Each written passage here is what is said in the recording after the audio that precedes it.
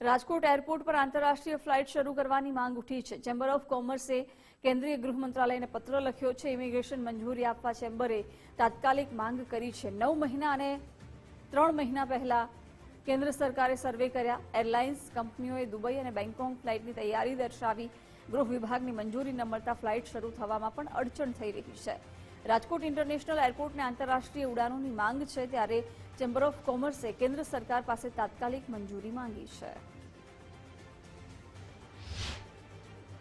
જ્યારે international flight મળવાના જે પેરામીટર્સ છે એ પેરામીટર્સની અંદર આજે ઇમિગ્રેશન અને કસ્ટમ એ બે મેઇન એના બેઝ છે। તો આજની તારીખે કસ્ટમ ક્લિયરન્સનું એનઓસી પણ આવી ગયું છે અને કસ્ટમ ઓલરેડી ક્લિયર થઈ ગયું છે।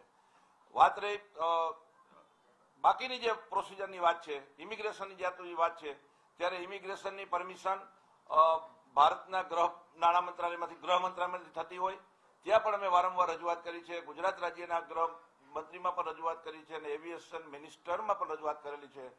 પણ અમને આશા અને વિશ્વાસ છે કે આ મહિનાના એન્ડ સુધીમાં કદાચ ઇન્ટરનેશનલ ફ્લાઇટ ચાલુ થશે એવું અમારું સ્પષ્ટ માનવું છે।